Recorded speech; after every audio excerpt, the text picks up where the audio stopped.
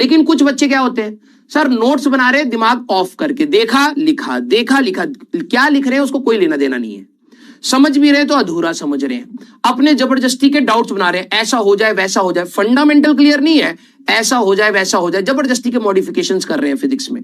आपको short notes की जरूरत पड़ेगी। क्यों? क्योंकि आप अपने नोट्स से ही नहीं समझ पा रहे हैं। तो शॉर्ट नोट्स उनको चाहिए जिनकी रिटेंशन अच्छी नहीं है और जिनकी परमानेंट मेमोरी में चीजें एक बारी में जा नहीं रही है। तो वो मल्टीपल टाइम्स आप अब पूरी कॉपी थोड़ा, किसी बच्चे ने 9 कॉपियां 5 6 कॉपियां हैं, अब आप पूरी 5 कॉपियां थोड़ा ना रिवाइज कर पाओगे।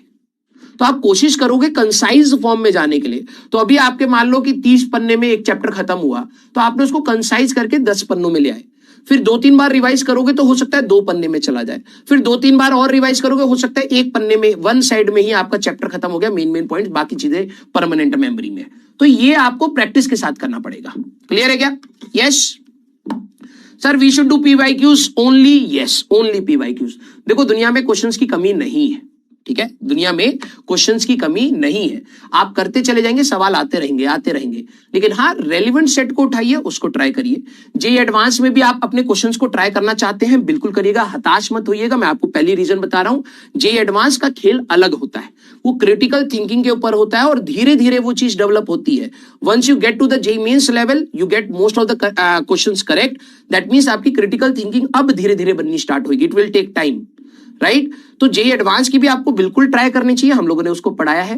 लेकिन अगर आप नोटिस करेंगे जेईई एडवांस के लिए प्रॉपरली हमारे पास वरुण बैच में जब आप लोग जाएंगे 12वीं के बाद, तो वहां पर कोर कंसंट्रेशन के साथ हम लोग पढ़ेंगे। तब तक कई बच्चों का क्रिटिकल थिंकिंग बन चुका होता है उस चीज को एब्जॉर्ब करना। अभी कंसेप्ट भी सीख रहे हो, रिटेंशन भी कर रहे हो, प्रैक्टिस भी कर रहे हो, भारी अचानक से सवाल ले लोगे, डिमोटिवेट हो जाओगे। तो yes, it should be gradual, ठीक है? तो धीरे धीरे अपना लेवल बढ़ाइए और डेफिनेटली आप एडवांस के पीवाईक्यूज को भी ट्राई करिए। जबरदस्ती वो कठिन सवालों पर जाने की अभी जरूरत नहीं है, ठीक है? तो कुछ चीजें मैं आप लोगों को बोलूंगा, इट्स अ मैराथन, जो मैंने आपको बात बोली है। आप प्लीज इतनी तेजी से मत दौड़िएगा कि आप बहुत जल्दी थक जाए, सैचुरेट आउट हो जाए। अभी कहानी आपकी यहां से 1.5 साल लंबी है, जिसमें आधा साल आप ये मानिए आप सिर्फ एग्जाम देने वाले हैं लगातार, कुछ नया नहीं, ठीक है? क्लास के notes are going to play the major role definitely.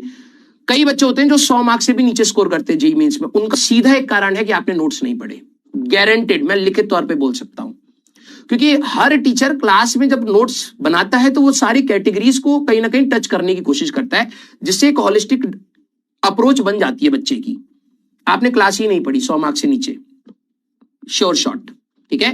तो क्लास के नोट्स अच्छे से रिवाइज करेंगे, हर सब्जेक्ट का, फिजिक्स केमिस्ट्री मैथ्स सभी का। लेस वेटेज वाले टॉपिक्स को आप लास्ट में करें, इंपॉर्टेंट को फर्स्ट प्रायोरिटी देकर के रिवाइज करें। अब आपके पास यहां पर जो समय रहेगा तो लेस वेटेज, मैंने आपको वेटेज बता दिया है। अब 12वीं के ओरिएंटेड के हिसाब से पढ़िए, साइमल्टेनियसली 11वीं के गड्ढों को भरिए। क्या मतलब सर? जैसे अब कोई बच्चा कहे यार मेरी ना 11वीं 11th वेस्टेड, अभी लिख भी रहा है, अब वो जोश में आएगा, पता क्या करेगा, मैं यूनिट से पढ़ूंगा, खत्म हो जाएगा दूसरे चैप्टर तक, क्योंकि तेरे अंदर पूरे साल तो एनर्जी रही नहीं, कंसिस्टेंसी तूने डेवलप नहीं करी, और तू सोच रहा है कम टाइम में मैं बहुत कंसिस्टेंट होकर के निपटा दूंगा। होने नहीं वाला। डिसिप्लिन एंड कंसिस्टेंसी बनाई जाती है, तूने नहीं बनाई है, इसीलिए वेस्ट हुई है बेटा। ये लिस्ट है, सबसे पहले इनको रिवाइज करेंगे किसी भी तरीके से। इसी के सवाल 2-2 बार लगा, 2 या 3 बार लगाने पड़ जाए, खुद से जब तक आंसर तक ना पहुंचो तब तक लगाते रहे ना, ठीक है? तो पहली प्रायोरिटी आपके लिए क्या होनी चाहिए? इंपॉर्टेंट, वो मैंने आपको लिस्ट दे दी है, उसके ऊपर पहले अगर आप वो कर चुके हैं, बाकी उसके बाद भंडारा है जिसपे आपको कुछ भी करना हो आप कर सकते हैं। मैं अपने बच्चों को हमेशा कहता हूं, always smile and keep fighting. देखिए भाई, आप लोग बहुत परेशान हो सकते हैं इस पूरी जर्नी में, ठीक है, लेकिन अपने आप को खुश रखिएगा। अपने देखो, दो प्रकार के बच्चे मैंने अपने टीचिंग करियर में फेस किए हैं। एक बच्चे होते हैं सिंसियर और एक बच्चे होते हैं जबरदस्ती का स्ट्रेस लेने वाले। उनको लग रहा होता है कि अगर मैं स्ट्रेस ले रहा हूं तो that means it is healthy for my competition. बेवकूफ हो तुम। आप में से कई सारे होंगे जो शायद आउटपुट जनरेट नहीं कर पा रहे हैं, लेकिन ऑल टाइम स्ट्रेस में है कि यार मेरा सिलेक्शन होगा, मेरे जेईई मेंस में कितने आएंगे, उनका ऐसा मार्क्स आ रहा है। ये शेयर नॉनसेंस है। आपको सिंसियर होना है, आपको डिसिप्लिन्ड होना है, आपको स्ट्रेस नहीं लेना है। कई बच्चे अपनी तैयारी में ये सोचते हैं कि मैं स्ट्रेस में हूं तो मेरी तैयारी चल रही है। नहीं बेटा, तुम बेवकूफ बना रहे हो अपने आप को। आपको सिंसियर होना है। अगर आपने एक पर्टिकुलर टाइम टेबल बनाया तो 70-80% of the time table should be done by your sleep. सोने से पहले 60-70% हो जाना चाहिए, क्योंकि आप कभी भी टाइम टेबल बनाएंगे तो आप आइडियल टाइम टेबल बनाएंगे। मैं इतने बजे उठूंगा, इतने बजे सो जाऊंगा, ये नहीं होता वो। तो 60-70% का टारगेट हर दिन अचीव होना चाहिए हमसे। बच्चे क्या करते, उसके बाद नहीं हुआ, स्ट्रेस बना रहे, भाई मैंने सुबह भी समय बर्बाद किया था, अभी भी करूंगा, मैं अब ब्रेक नहीं लूंगा, मैं लगातार पढ़ूंगा। शरीर खराब हो गई, बीमार पड़ गए, तबियत खराब हुई, 2 दिन गए, 2 दिन का स्ट्रेस और piled up. Don't do that, don't do that.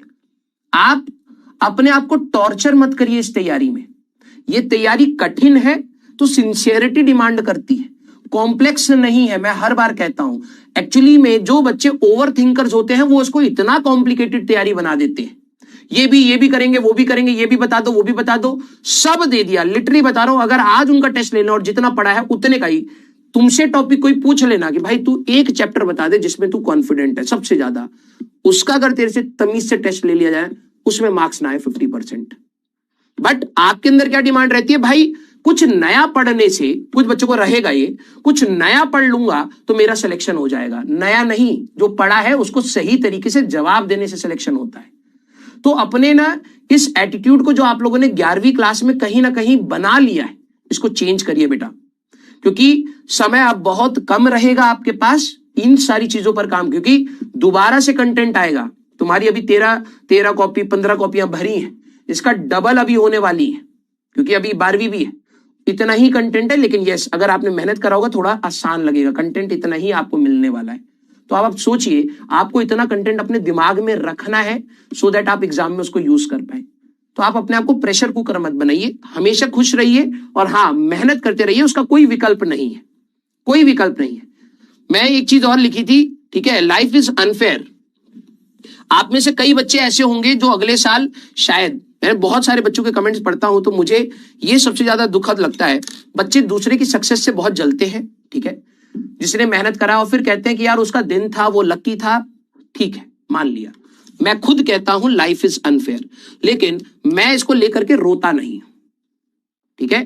कई बार मेरे को ऐसा लगता है कि शायद मेरे पास ये ऑप्शन होता तो मैं इससे बेहतर कर लेता, लेकिन लाइफ ने मेरे को वो मौका नहीं दिया तो मेरे को नहीं मिला, तो मैं रोऊंगा नहीं। ध्यान सुनना, it give opportunities rarely but be prepare to take it when it presents one.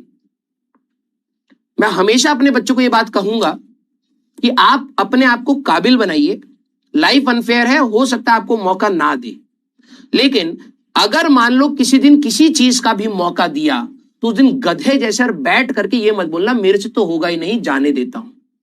और ये आप करते हैं। मैं आपको एग्जांपल दे रहा हूं, 11वीं क्लास में टीचर ने कई बार बोला कि बेटा मत कर ये चीज, मत कर ये चीज, मत कर। That was the opportunity given by life. तू उसको कहता है ये तो एक सिचुएशन है, वो अपॉर्चुनिटी थी। तूने अपने आप को काबिल नहीं बनाया था कि हाँ यार सर बोल रहे हैं कि नहीं करनी, ऐसी चीजें नहीं करनी, ऐसी चीजें नहीं करनी, उसको मैं इंप्लीमेंट कर जाऊं। तेरे को लाइफ बड़े पिक्चर में अनफेयर दिख सकती है, रियलिटी है, लेकिन तू शायद माइक्रोस्कोपिक लेवल पर ये नहीं सोचेगा कि कितनी बार तेरे को करेक्शन करने का मौका मिला है, ठीक है। तो be capable enough to handle the situation जहां पर लाइफ आपको मौका दे। लाइफ आपको कभी ना कभी मौका देगी, छोटा दे या बड़ा मौका दे, लेकिन अगर आप कैपेबल नहीं होंगे आप उसको मिस आउट कर जाएंगे। मैंने एक बहुत फेमस लाइन पढ़ी थी, अगर आप दुनिया का सारा पैसा इक्वल करके सभी में बांट दोगे ना, कई लोग सोचते हैं कि अमीर तो पैसा लेकर के बैठा हुआ है, गरीबों में नहीं बांटते हैं। एक जगह मैं पढ़ रहा था तो वहां पर मैंने एक चीज सीखी थी कि अगर आप दुनिया का सारा पैसा लेकर के सभी में बराबर बांट दोगे ना, वो घूम घाम कर दोबारा उन लोगों के पास चला जाएगा। क्यों? क्योंकि वो स्मार्ट हैं उस चीज को अटेन करने के लिए, और कुछ लोग नहीं होते हैं। रियलिटी है, रियलिटी है। सभी को बराबर पैसा मिल जाएगा ना, 2 साल के बाद आप देखना जो बेवकूफ होंगे वो उसको इस तरीके से खर्च कर देंगे बिना लॉन्ग टर्म प्लानिंग, बिना उसके, वो दोबारा वहीं जाएंगे, क्योंकि उनका एटीट्यूड वैसा है। और जिसका एटीट्यूड होता है सही में आगे ग्रो करने का, वो ग्रो कर जाएगा, तुम भले ही उसको बराबर स्टैंड पे कर दो। एटीट्यूड का भी अंतर होता है। तो यहां से आप ये समझिए, दोबारा आपका 12th में T=0 सेट होगा, फिर आप दोबारा से स्टार्ट करने वाले हैं सभी लोग। जो स्मार्ट होगा वो खींच करके ले जाएगा बेटा जो उसको ले जाना है। तुम भले ही बोलते रहो कि हमें ये नहीं मिला, हमें वो में नहीं मिला, T=0, तुम सबका सेम था। ठीक है, तुम यहां से कितना लेकर के जाते हो तुम्हारी कैपेसिटी भी डिसाइड करती है। Exam it's never too late to start, ये तो आपको ऑब्वियसली बात पता है। आपको कई बच्चे कहते हैं सर क्या मैं यहां से स्टार्ट करूं, मेरा इतना बैकलॉग है तो हो जाएगा। तो एक्चुअली में एक्सक्यूज फाइंड कर रहा है। रियलिटी यह है तू जब भी स्टार्ट करेगा कुछ ना कुछ बेहतर लेकर के जाएगा। अगर आज तू इस लेवल पर है, तू मेहनत नहीं करेगा, डेफिनेटली नीचे जाएगा। 4 दिन तू जितना पढ़ा है ना, तू 1 महीना इसको बिल्कुल साइड कर दे, देखो जितना भी आता था तेरा नीचे ही हो जाएगा।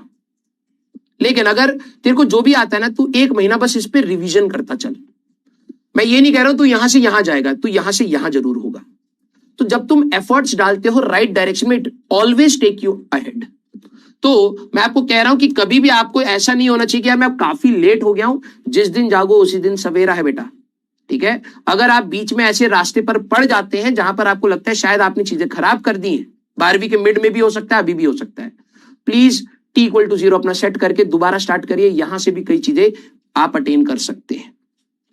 ठीक है, अगला साल, जैसे ये साल आपके लिए टफ था ना, पूरे एकेडमिक करियर में मैं आपकी बात कर रहा हूं, इंजीनियरिंग इंक्लूडेड, 11वीं जितना कठिन ईयर आपका पूरे एकेडमिक करियर में कहीं नहीं होगा, और 12वीं जितना इरिटेटिंग ईयर कहीं नहीं होगा। पता है क्यों? क्योंकि आपको बहुत सारी चीजों को एक साथ मैनेज करना है। कठिन सिलेबस वाइज नहीं है, मैनेजमेंट वाइज है। 11th का रिवीजन भी साइमल्टेनियसली करना है, 12th के बोर्ड्स पर भी ध्यान देना है, जेई मेंस पर भी ध्यान देना है, जेई एडवांस पर भी ध्यान देना है। 4 फ्रंट्स, और जिनका स्कूल है स्कूल के एग्जाम्स भी रहेंगे, 4 फ्रंट्स की लड़ाई एक साथ लड़नी होती है। तो ये मैनेजमेंट वाइज कठिन होगा, कंटेंट वाइज कठिन नहीं है एज कंपेयर टू 11th में सिर्फ कंटेंट की वजह से ही कठिन हो जाता है। And last, this exam is not the end, IITs are not the best, engineering is not the only option. This is what I believe. मैंने हमेशा आपको कहा है बबल में मत रहिएगा कि आप IITs पहुंचेंगे then only you will get the success. No, आप कहीं से भी अटेन कर सकते हैं, that is up to you. अगर आपका एटीट्यूड सही है, you will definitely gain something, definitely. तो आप सबका अपना अलग अलग अप्रोच होता है। मेरे सामने कोई प्रॉब्लम आती है, मैं सीधे सबसे पहले सोल्यूशन की बात सोचता हूं, मैं प्रॉब्लम सोचना ही बंद कर देता हूं। एक बार प्रॉब्लम समझो क्या है, अब सोल्यूशन क्या है। मैं बैठ करके रोऊंगा नहीं कि प्रॉब्लम है। ठीक है, प्लीज अपना एटीट्यूड चेंज करिए। हाँ, अपना बेस्ट दीजिए। सर मेरे अपना बेस्ट दिया, अगर मेरा IIT नहीं निकला तो भी बहुत कुछ है सर, लेकिन मुझे तो IIT चाहिए, आज चाहिए ना बेटा, 10 साल बाद तो नहीं चाहिए होगा। 10 साल बाद कुछ और इंपॉर्टेंट होगा, हो सकता है घर हो, गाड़ी हो, बाहर ट्रेवल करना हो, पेरेंट्स की तबीयत खराब हो, उनको हॉस्पिटल ले जाना हो, उस दिन कुछ और इंपॉर्टेंट होगा। क्या तू उस दिन के लिए कैपेबल बन रहा है या नहीं बन रहा है, ये मैटर करता है। आज हो सकता है मैटर करता है कि हाँ एक अच्छा कॉलेज होगा तो सर अच्छा स्टार्ट मिलेगा, यस। अगर नहीं हुआ तो अपना 100% दे, अगर नहीं हुआ तो क्या यही खत्म होगी सारी चीजें? नहीं, तेरी एज बढ़ेगी, तेरे को आगे की प्रॉब्लम्स आएंगी, तेरे को आगे के सॉल्यूशंस ढूंढने हैं, तेरे पेरेंट्स की डिपेंडेंसी तेरे ऊपर होगी, बहुत सारी लाइफ है अभी हमारे पास। तो यहाँ कुछ खत्म नहीं हो रहा है, यहाँ स्टार्ट हो रहा है। कुछ बच्चे सोचते हैं this is the end, no this is the beginning. अभी तक तो तू बच्चा था भाई, अब जाकर के तू वोटर बनने वाला है, अब तेरे देश को तू वोट दे करके संभालने वाला है, तेरे को DL मिलने वाला है। अब लोग तेरे को सीरियसली लेना स्टार्ट कर रहे हैं, तू इसको एंड समझ रहा है, this is the beginning of your life. इससे पहले तू बच्चा था, जो भी तेरे ओपिनियंस थे सब आसपास से बन रहे हैं। अब तू सीख सीख करके, किसी ने बोला तेरे को अच्छा लगने लगेगा, क्यों? क्योंकि तू यार ओपिनियटेड तू बहुत जल्दी हो जाता है। अब तू लाइफ की प्रॉब्लम से सीखेगा, यार ये चीज नहीं करनी चाहिए, ये चीज करनी चाहिए। तो अब लाइफ स्टार्ट हो रही है बेटा, तो इसमें कोई नेगेटिव फुटप्रिंट मत रखिएगा कि यार पहली नेगेटिविटी से रखिए कि हमारा सिलेक्शन नहीं हुआ। अरे ठीक है, एक पहला एग्जाम था, नहीं हो पाया, हमने अपना 100% दिया, that really matters, right? And stay healthy. मैं तो आपको यही बोलूंगा कि भगवान करे आपकी हेल्थ हमेशा साथ रहे, क्योंकि देखो भाई काम खत्म कभी नहीं होगा। ठीक है, मैं पढ़ाता चला जाऊं, मैं मर जाऊंगा लेकिन नहीं होगा। मेरी जगह कोई और आएगा, वो भी मर जाएगा, लेकिन कंटेंट खत्म नहीं होगा, पढ़ते ही चले जाओगे। लाइफ में बैलेंस बनाना बहुत इंपॉर्टेंट है। आप पढ़ाई करिए, बिल्कुल पढ़ाई करिए, वो आपका कर्म है, लेकिन एक हेल्दी माइंडसेट के साथ पढ़िए, एक अच्छे शरीर के साथ पढ़िए। तो मैं आप सभी लोगों को सबसे पहले तो भगवान से यही मांगूंगा कि आप पूरी जर्नी में कोई ऐसा मेजर बीमारी से ना, देखो बीमारियां हो सकती हैं, उसका एक्सेप्टेंस होना चाहिए। आपके हो सकते हैं कुछ दिन जाएंगे, तबियत खराब, कभी बुखार कभी जुकाम हो सकता है, नेचुरल है, ठीक है। लेकिन भगवान से मैं पे करूंगा कि पूरे आगे की जर्नी में आपको कोई ऐसे मेजर प्रॉब्लम्स ना आए। और ये सिर्फ प्रे से नहीं होगा, आपको अपनी रिस्पॉन्सिबिलिटी लेनी पड़ेगी कि आप भी अपने हेल्थ का ख्याल रखेंगे। आप थोड़ा वॉक कर सकते हैं, थोड़ी रनिंग कर सकते हैं, थोड़ी जिमिंग कर सकते हैं, थोड़ा स्पोर्ट्स खेल सकते हैं, कुछ ना कुछ एक्स्ट्रा अपनी लाइफ में जरूर एडेड रखिएगा। सिर्फ ये तैयारी ही आपकी लाइफ नहीं होनी चाहिए, ठीक है। हैप्पी, बिल्कुल, लाइफ तो बैठी ही है रुलाने के लिए, है ना। अगर आप एक बार मुड़ करके देखोगे, आपको हर जगह प्रॉब्लम पहले दिख जाएगी। ह्यूमन का माइंडसेट सबसे पहले प्रॉब्लम पर आता है। तो खुश रखने की रेस्पॉन्सिबिलिटी भी अपनी लीजिए कि हमें खुश रहना है, ठीक है। थोड़ी बहुत ऊपर नीचे चीजें हो जाती हैं, इतना लोड लेकर के कुछ नहीं करेंगे, ठीक है। हम्बल, आप बहुत बड़े इंसान बन जाए, लेकिन अगर आप हम्बल नहीं है तो मुझे नहीं लगता कि आप उसको सस्टेन कर पाएंगे अपनी सक्सेस को, ठीक है। आपको अपनी सक्सेस जैसी भी मिले, छोटी मिले बड़ी मिले, उसको सस्टेन करना या उससे आगे ले जाना, हम्बल होना बहुत जरूरी है। And once you gain the knowledge, क्योंकि आप उस प्रोसेस में है जहां आप नॉलेज को गेन करेंगे, ठीक है, तो आपके अंदर एरोगेंस नहीं आना चाहिए। आपके बहुत सारे दोस्त होंगे जो आपसे वीक होंगे, ठीक है। आपका कोई दोस्त आपको नहीं पढ़ाना चाहता या नहीं फॉर्मूला बताना चाहता या नहीं जवाब देना चाहता, that is up to him. लेकिन अगर आपको कभी भी ऐसा दोस्त मिले या कोई व्यक्ति मिले जिसको आप कहीं पर भी अपने एकेडमिक फ्रंट पर भी मदद कर सके, फिनेंशियल तो ऑब्वियस है नहीं कर पाएंगे क्योंकि आप खुद पेरेंट्स पर डिपेंडेंट है, लेकिन अगर आपको लगे कि आप एकेडमिक फ्रंट पर थोड़ी बहुत अपने जोन में रह करके अपना बहुत बड़ा नुकसान ना करके कर सकते हैं, तो आपको डेफिनेटली करनी है, ठीक है। हम्बल रहिएगा and respect those who deserve it. Obviously हर कोई डिजर्व नहीं करता है, ठीक है। पहले मैं कहता था बेटा सबकी इज्जत करो, लेकिन जो खुद अपनी इज्जत नहीं कर रहे वो तुम्हारी भी नहीं करेंगे। तो जो डिजर्व करे उनको डेफिनेटली रिस्पेक्ट करिए, ठीक है, उनकी बातों को समझिए और उनको हर्ट मत करिए, ठीक है। और जो डिजर्व नहीं कर रहे हैं तो कर्मा तो कई बार भगवान लेट देते हैं, तुम सही समय पे दे सकते हो।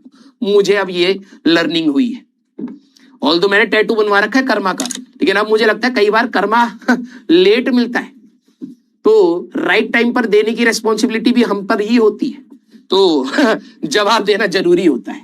यस, अब बात आती है 11वीं। अब आप लोगों ने देख लिया कि 10वीं से 11वीं का समय बहुत जल्दी भागा।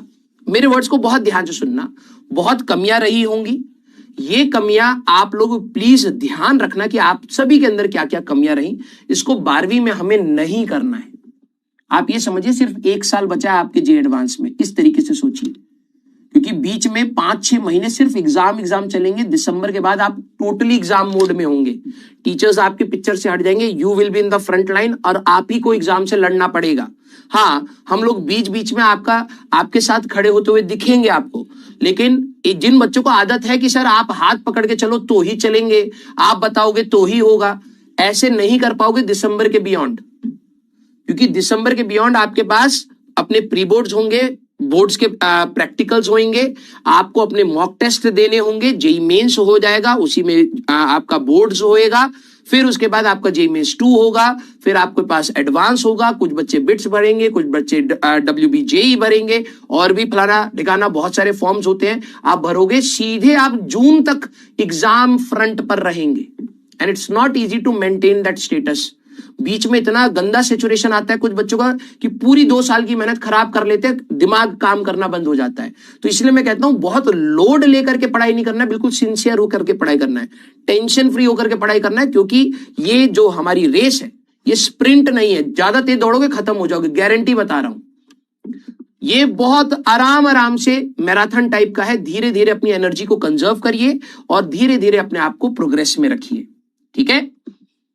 11वीं के कुछ टॉपिक्स देखो, कई बच्चों के बहुत बड़े बड़े बैकलॉग्स होंगे, ठीक है, आप लोग मेरे को बता सकते हैं, लेकिन जो लिस्ट है इसके बियॉन्ड आपको कोई जरूरत नहीं पड़ेगी। तो मैंने वो लिस्ट ऑफ टॉपिक्स लिख दी है। सर यूनिट्स एंड डायमेंशन की ऐसा कोई जरूरत, series and parallel of resistance में जाकर के और एक बार जाकर के आपके और रे ऑप्टिक्स में वो lens formula and mirror formula में एडवांस के एरर्स के सवाल है। तो एरर्स आपका थोड़ा सा चाहिए होता है, लेकिन मैंने उसको हटा दिया, उसकी कोई जरूरत नहीं है, वो बिल्कुल बाद में भी आप कर सकते हैं। बेसिक मैथ्स में आपको ग्राफ आने चाहिए। अब आप मैथ्स के स्टूडेंट हैं तो इतना तो मैं आपसे एक्सपेक्ट करूंगा कि ग्राफ्स आपको आने चाहिए, डिफरेंशिएशन, इंटीग्रेशन, मैक्सिमा, मिनिमा, इसके बिना आपका काम नहीं चलने वाला। जिनका बैकलॉग नहीं है, यू हैव टू प्रॉमिस, एक बार आप अपने स्कूल के एग्जाम से फ्री होंगे, कम से कम 2 बार कंप्लीट इन चीजों की रिवाइज करके आप लोग 12वीं एंटर करिएगा, ठीक है, कंप्लीट रिवीजन के साथ। बिना ग्राफ्स के एंटर मत करना। आते ही बहुत सारे ग्राफ्स आते हैं कि ई वर्सेस आर का ग्राफ बनाओ, जैसे अभी इसमें इतने सारे ग्राफ थे, ई वर्सेस आर का, वी वर्सेस आर का, रिंग के लिए, डिस्क के लिए, थ्रेड के लिए, बहुत सारे ग्राफ आएंगे। तो आप लोग हर जगह बोल देते हो हाइपर बोला है, पैरा बोला है, डिटेक्ट करना आना चाहिए। हम लोगों ने इक्वेशन बना बना करके सीखा है और बहुत बेसिक पढ़ाया है ग्राफ। मैथ्स में तो अब आई थिंक आप लोगों का थोड़ा बहुत सेक्शन हो गया होगा, स्ट्रेट लाइन एंड ऑल शायद हो गया होगा, अब पता नहीं वो 11th में है, जिसमें मैथ्स में तो बहुत डिटेल में पढ़ाया जाता है। तो आपके ग्राफ्स बहुत अच्छी होल्ड में होने चाहिए। अब आप जेई के स्टूडेंट, आप ये मतलब 2 कौड़ी की हरकत मत करना 12वीं में कि भाई कुछ भी चीज है सीधे बोल दिया कि भाई ये है कि ये हाइपरबोला है सर। अरे इक्वेशन देख करके इंटरप्रेट लेना है। डिफरेंशिएशन अच्छी आनी चाहिए, इंटीग्रेशन अच्छी एलिमेंट लेकर के आनी चाहिए। अब हमने बहुत सारी जगह पर एलिमेंट लेकर के इंटीग्रेशन करी है। मैक्सिमा मिनिमा बहुत इंपॉर्टेंट है। वेक्टर्स के बिना आपका सवाल नहीं होने वाला, तो बिना वेक्टर्स के आप आ मत जाना। सर कंप्लीट करना है, यस। रेजोल्यूशन बहुत अच्छे से आना चाहिए, एडिशन बहुत अच्छे से आना चाहिए, सब्ट्रैक्शन बहुत अच्छे से आना चाहिए, dot product and cross product. Dot product आती है आपको कहां पर मिलेगा? Electric flux. पहले चैप्टर का जो लास्ट पार्ट है पूरा डॉट प्रोडक्ट के ऊपर है, तो डॉट प्रोडक्ट आना चाहिए। क्रॉस प्रोडक्ट, उससे पहले एक डाइपोल आएगा, टॉर्क ऑन द डाइपोल, तो आपको वहां पर क्रॉस प्रोडक्ट आना चाहिए। तो आपका वेक्टर्स के बिना तो आप लोग आ मत जाना, ठीक है। 1D and 2D equation of motion, v equal to, बहुत छोटी छोटी चीजें चाहिए। कितना? v equal to u plus a t, s equal to u t plus half a t, बस इक्वेशन पता हो, टीचर संभाल ले जाएगा। प्रोजेक्टाइल मोशन में time of flight, only formulas, time of flight, range, advance के सवाल है। इलेक्ट्रिक फील्ड में चार्ज पार्टिकल को फेंक दिया, रेंज बताओ। अब कोई बच्चा कहे सर मेरे को रेंज का फॉर्मूला नहीं पता, तो अब काइनेमेटिक्स थोड़ा ना पढ़ाई जाएगी। हाँ टीचर थोड़ा बहुत रिवाइज करा सकता है, लेकिन समझा नहीं पाएगा। तो तेरे को अपने जेई एडवांस के कुछ सवाल हैं जहां पर तेरे को प्रोजेक्टाइल के फॉर्मूले, बेसिक ग्राउंड टू ग्राउंड के, हॉरिजॉन्टल के बेसिक फॉर्मूले आपको पता होने चाहिए। Laws of motion, free body diagram भर भर के आएगा। तो टेंशन कैसे फोर्स लगता था, वजन कैसे होता था, नॉर्मल कैसे होता था, ये सब आपको आना चाहिए। स्प्रिंग फोर्स कैसे होता था, सब आना चाहिए। एंड इक्वेशन राइटिंग, इक्विलिब्रियम के बस आप इक्वेशन देख लेना। इक्विलिब्रियम में सर ने फ्री बॉडी डायग्राम बनाया, नेट फोर्स 0 करा। मोशन वाले सवाल में ले जाने वाला फोर्स माइनस रोकने वाला force equal to ma। Equation writing कैसी थी वो देख लीजिएगा। सर्कुलर मोशन में सेंट्रीपिटल एंड सेंट्रीफ्यूगल एक्सेलरेशंस, इसकी free body diagram circular motion में रेडियस और टेंजेंट के लॉन्ग रिजॉल्व करते थे। तो net force toward center mr omega square mv square by r, बस इतना सा आप इक्वेशन देख लेना। इक्वेशन राइटिंग कैसे थी। वर्क एनर्जी के बिना आ मत जाना, जो सबसे क्रूशियल है यही वो चैप्टर्स हैं। अगर आप देखें, मैं इसमें ये इतना क्रूशियल नहीं है। वेक्टर्स एंड वर्क एनर्जी, पूरा का पूरा वर्क चैप्टर आना चाहिए। पावर आप छोड़ सकते हो, कोई ऐसा मेजर दिक्कत नहीं आएगी। करंट इलेक्ट्रिसिटी में थोड़ा सा पावर का जरूरत पड़ता है, नहीं तो रेस्ट हमारे पास सब आता है। वर्क निकालेंगे, सेकंड चैप्टर से आना स्टार्ट हो जाएगा हमारे पास। Work energy theorem, mechanical energy conservation, type of equilibrium, time period के सवाल आएंगे। तो स्टेबल है, अनस्टेबल है, ये सारे डिटेक्ट करने के लिए आते हैं, ठीक है। और फिर F is equal to minus of d u by d r. Gravitation में फोर्स की जगह m into I, that is equal to minus of m into dv by d r. तो ये जो रिलेशन है हमने किया था, आपको दोबारा मिलेगा इलेक्ट्रोस्टैटिक्स में सेम। तो पार्शियल डिफरेंशिएशन हम लोगों ने करा था, वो सब कुछ यहां रहेगा। तो इस चैप्टर के बिना और इस चैप्टर के बिना तो आ मत जाना, ठीक है। Centre of mass, finding of centre of mass. Ring का कहां है, सेमी रिंग का कहां है, सेमी डिस्क का कहां है, क्वार्टर रिंग का कहां है, क्वार्टर डिस्क का कहां है, रॉड का कहां है, कोन का कहां है, हेमिस्फीयर का कहां है, ये सारे h/4 3r/8 एंड ऑल सारे लिस्ट आपको याद होनी चाहिए। और सेंटर ऑफ मास फाइंड कैसे करते थे, m1 x1 plus m2 x2 divide by m1 plus m2, ये वाली चीजें। Velocity of centre of mass, formula अगर आपको याद है टीचर संभाल ले जाता है। बच्चों के साथ तो ये दिक्कत होती है, सेंटर ऑफ मास क्या होता है सर, उस लेवल पर एटलीस्ट 12वीं मत स्टार्ट करिएगा। रोटेशन मोशन बहुत बड़ा है, हमें कुछ ज्यादा नहीं चाहिए। List of moment of inertia अच्छे से रिवाइज करके आना, क्योंकि जरूरत पड़ेगी। हमारे टॉर्क के सवाल आएंगे, डाइपोल घुमा देगा तो रॉड के सेंटर के अबाउट घूम रही है रॉड 1/12 ml², रॉड कोने के अबाउट घूमेगी 1/3 ml²। तो ये छोटे छोटे फैक्टर्स अगर आपको है तो you will build confidence in class 12th। तो कैलकुलेशन ऑफ टॉर्क डाइपोल से ही आ जाएगा, मतलब फर्स्ट चैप्टर का 3rd टॉपिक आपका टॉर्क से आ जाएगा। तो टॉर्क निकालना आना चाहिए, R cross F, R into F perpendicular, F into R perpendicular, calculation आपको और कुछ नहीं। Torque equal to I alpha, basic अगर आपको आता है तो आपका काम चल जाएगा। तो ये बहुत मेजर नहीं है, ऐसे नहीं कि रोटेशन नहीं आता होगा तो कर नहीं पाओगे, नहीं, ये और ये नहीं आता होगा तो नहीं कर पाओगे। ये सब मतलब ऐसे सपोर्टिंग है, कर क्या होगे तो मजा आ जाएगा तुम्हें, ठीक है। ग्रेविटेशन तीसरी ऐसी चीज है जिसके बिना आप मत जाना। ग्रेविटेशन तीसरी ऐसी चीज है जिसके बिना आप मत जाना। आपको ग्रेविटेशन बिल्कुल 12वीं के हिसाब से पढ़ाया है, ठीक है। You will be much more relaxed, you will have enough time to try different questions. यही क्वेश्चंस आप जो अभी ट्राई कर रहे हैं अब आपको 12वीं में खटाखट हो जाएंगे। जब आप खटाखट करोगे तो आपका बचा हुआ टाइम आप क्या करेंगे, अब आप और अच्छे सवाल पर जा पाएंगे, अदरवाइज यही वहां पर बनते, समझ रहे हो। तो करने का फायदा होता है बेटा। कंप्लीट करना है except Kepler's and satellite motion, ये हमें 12वीं में जरूरत नहीं पड़ता है। तो अगर आप इसको भूल भी जाते हैं कोई दिक्कत वाली बात नहीं है, 11th का रिवीजन दिसंबर में कराते हैं तब याद आ जाएगा। सॉलिड्स नथिंग मेजर, सर मेरा सॉलिड्स का बैकलॉग है, कुछ जरूरत नहीं पड़ती, कुछ नहीं। अगर मान लो कोई टीचर यंग मॉडुलस से टेंशन, एक रिंग के अंदर टेंशन है, यंग मॉडुलस को लेना चाहे, एडवांस का एक सवाल है, टीचर वहीं बता देगा, कोई दिक्कत नहीं है, ठीक है। फ्लूइड्स नथिंग मेजर, सर मेरे को फ्लूइड्स में बर्नौलीज एंड ऑल ये सब कुछ नहीं आता, कोई जरूरत नहीं पड़ेगी, ठीक है। सर मेरी थर्मोडायनेमिक्स नथिंग मेजर। अगर कोई देखो सवाल मिक्स करना चाहे तो हम कर सकते हैं, लेकिन जब मैं मिक्स करूंगा या कोई भी टीचर मिक्स करेगा, अगर कर रहा है, क्योंकि स्टार्टिंग से लेकर के थ्रू आउट कहीं जरूरत नहीं पड़ती, करेगा तो वो बता देगा बेटा ये नहीं आता था, देख ले ये चीज ये होती है। तो इसका लोड अभी नहीं लेना है। अगर आपका बैकलॉग है आप करिए, डेफिनेटली रिस्पॉन्सिबिलिटी के साथ करिए, लेकिन अगर नहीं हो पा रहा है लोड लेकर के 12वीं स्टार्ट मत करिएगा, इससे हमें कुछ भी ऐसा मेजर नहीं चाहिए, ठीक है। जिन्होंने कर रखा है थोड़ा बहुत पता है तो वेल एंड गुड है, जिनका रह गया है तो लोड नहीं। सर एसएचएम, यस एसएचएम हमें पूरा नहीं चाहिए, लेकिन ये चौथा मैं जरूर बोलता हूं हमेशा कि जिसके बिना आपको 12वीं स्टार्ट नहीं करनी चाहिए। हमने एसएचएम एंड वेव्स में बहुत पेशेंस के साथ चीजों को करा है। मैंने आपको बहुत सारे सिमुलेशंस, एनिमेशन सब चीजें दिखाई हैं जिससे आपका विजुअलाइजेशन रहे। तो कंप्लीट एसएचएम आपको करना चाहिए, फेजर वाले पार्ट से एनर्जी एंड ऑल सारी चीजें, क्योंकि ये वाला चीज आपके 3 चैप्टर में एसी में आएगा आपको, ठीक है। यहां पर आपका wave optics and EM waves. अब कोई बच्चा बोले कि सर अगर मैं नहीं करूंगा तो सारे टीचर इतने ट्रेंड होते हैं कि फ्रॉम बेस पढ़ाते हैं और बच्चे को समझा ले जाते हैं। कई बच्चे ऐसे होते हैं 12वीं क्लास में जिनको कुछ नहीं आता होता 11वीं का, फिर भी हम पढ़ा ले जाते हैं क्योंकि हम ऐसे बताते हैं फिर कि वो बच्चा समझ जाता है। लेकिन बात वो नहीं है। अगर आपके दिमाग में है कि यार टीचर ही मेहनत करेगा, लिटरली बता रहा हूं, फिर तेरी पूरी 11वीं पढ़ाना बर्बाद था। तेरे को ये करना चाहिए कि सर जब आप पढ़ाएंगे तो it should be my revision, it should not be my first class. जब तू रिवाइज करेगा तो कॉन्फिडेंस बिल्ड होगा ना भाई। यस, तेरे को जब क्लास, कभी भी ऐसी क्लास करना जिसमें तेरे को थोड़ा बहुत आता है, देखना अलग ही लेवल का इंटरेस्ट होता है उस क्लास में।